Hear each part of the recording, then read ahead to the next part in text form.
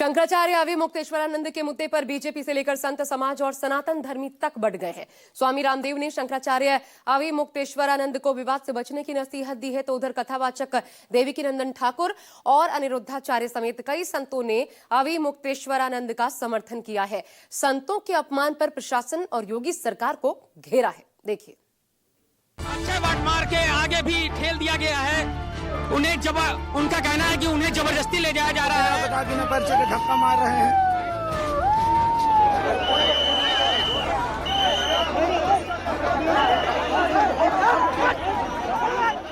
जो सरकार खुद को सनातन का रक्षक बताती, उसके राज्य में शंकराचार्य धरने पर बैठे, लेकिन शासन प्रशासन सुनने को तैयार नहीं। सवाल उठ रहा है कि आखिर ये संतों का अपमान नहीं तो क्या है, अहंकार नहीं तो और क्या है।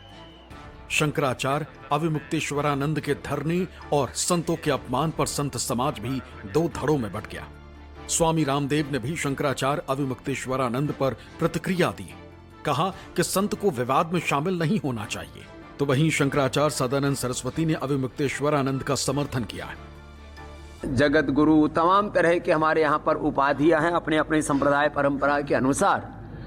शंकराचार्य जी आदि हमारे जगत गुरु भगवान के स्वरूप में हम उनको भगवान शंकर का और हमारे श्रद्धेय पूजनीय शंकराचार्य जी भगवान जी का हम उनको विग्रहवान स्वरूप मानते हैं। तो किसी भी शंकराचार्य जी के द्वारा कोई विवाद ना हो, ऐसी हम अपेक्षा करते हैं। और भैया अब जो साधु है वो विवाद किस बात का करेगा? कम से कम धर्म स्थान पर, तीर्थ पर तो कोई साधु विवाद नहीं कर सकता। इस तरह से ब्राह्मणों का, साधुओं का, यतियों का गंगा स्नान करने से रोका गया। आचार्य जी को रोका गया, शंकराचार्य जी को रोका गया, और पटुक ब्राह्मणों को, छोटे छोटे विद्यार्थी थे, साधु भी थे उसमें, उनको रोका गया, उनको घसीट करके उनको दंड दिया गया। तो ये शासन का अहंकार, ये सत्ता हमेशा नहीं रहती है। शंकराचार्य का ये पूरा विवाद 18 जनवरी को मौनी अमावस्या को स्वामी अवि मुक्तेश्वरानंद को गंगा स्नान से रोकने पर शुरू हुआ था। इसके बाद प्रशासन ने शंकराचार्य को नोटिस भेजकर जो विवाद बढ़ाया, उसने संतों को सबसे ज्यादा नाराज किया है। स्वरूपानंद सरस्वती जी महाराज के सिर्फ 2 ही दंडी सन्यासी शिष्य हैं। उनसे दीक्षित शिष्य सिर्फ 2 ही है। एक है सदानंद सरस्वती जी महाराज और एक है अवि मुक्तेश्वरानंद सरस्वती जी महाराज, और कोई भी उनके शिष्य नहीं है। आप इसको और आगे बढ़ाने के लिए कालनेमी तक ले गए। किसको कालनेमी कह रहे हैं? क्या मुक्तेश्वरानंद जी राम मंदिर की लड़ाई लड़के कालनेमी हो गए? क्या मुक्तेश्वरानंद जी गंगा को राष्ट्र नदी घोषित करा करके कालनेमी हो गए? क्या अवि मुक्तेश्वरानंद जी आज इतने हजारों गुरुकुल चला करके कालनेमी है? इतने लोगों को दीक्षा शिक्षा देकर के वो कालनेमी है? किसको कालनेमी कह रहे हैं?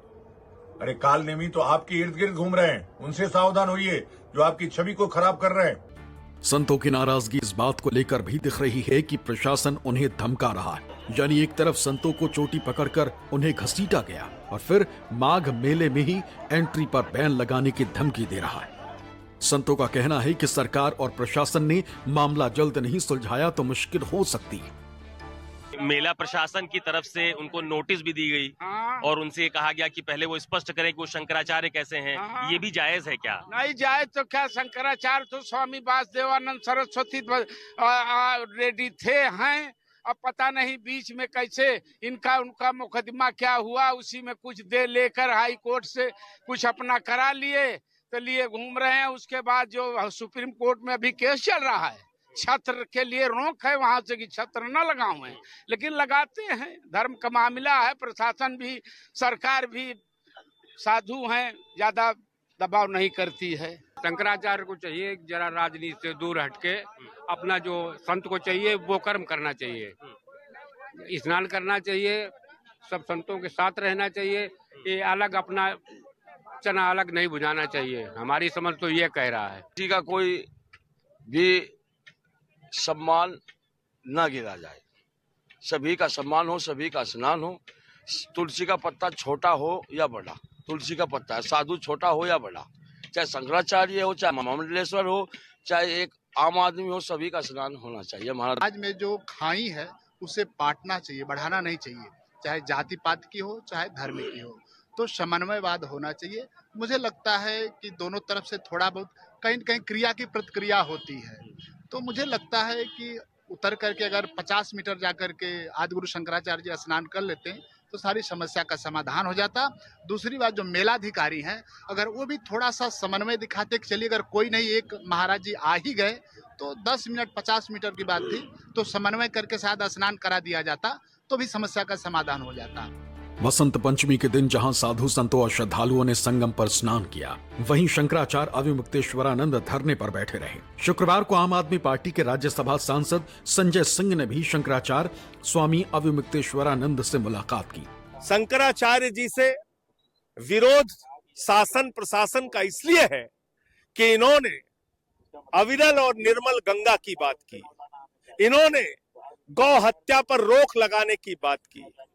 पूज्य शंकराचार्य जी ने माघ मेला जब महाकुंभ हुआ उस दौरान जो भगदड़ में मृत्यु हुई उस पर सवाल उठाया।